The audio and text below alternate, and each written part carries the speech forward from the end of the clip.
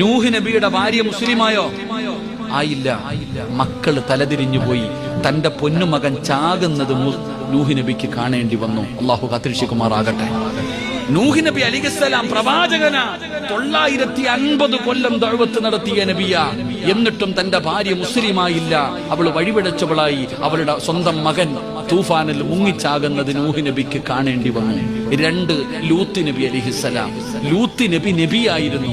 പക്ഷേ നൂഹ് നബിയുടെ ഭാര്യ മുസ്ലിമായോ? ആയില്ല. മക്കള് തലതിരിഞ്ഞു പോയി. തന്റെ പൊന്നുമകൻ ചാകുന്നത് നൂഹ് നബിക്ക് കാണേണ്ടി വന്നു. അള്ളാഹു കാത്തിരക്ഷിക്കുമാറാകട്ടെ.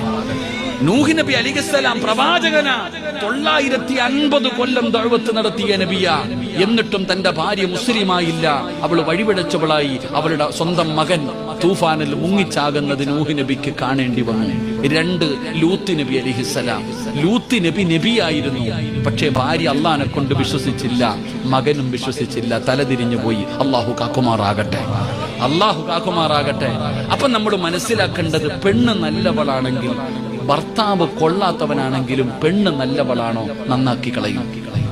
ഭർത്താവ് മോശക്കായി എത്രയോ കള്ളുകുടിയന്മാരെ നന്നാക്കിയ പെണ്ണുങ്ങളുണ്ട്. നിസ്കരിക്കാത്ത ഭർത്താവിനെ നിസ്കരിപ്പിച്ച ഭാര്യമാരുണ്ടല്ലോ. അതുകൊണ്ടാ പെങ്ങളെ നിങ്ങളോട് പറയുന്നത്. കാരണം ഒരു നല്ല പെണ്ണിന്റെ മടിത്തട്ടിലെ നല്ല മക്കൾ വളരുകയുള്ളൂ. ഖുർആൻ വൽ ബലദു തയ്യിബു യഖ്റുജു നബാതുഹു ബിഇദ്നി റബ്ബി. ഖുർആൻ പറയുകയാ, ഒരു പെണ്ണ് നന്നായാൽ ഈ ഒരു കുടുംബം നന്നാകുമോ. ഒരു നല്ല ഉമ്മയുടെ മടിത്തട്ടിലാ നല്ല മക്കൾ വളരുന്നത്.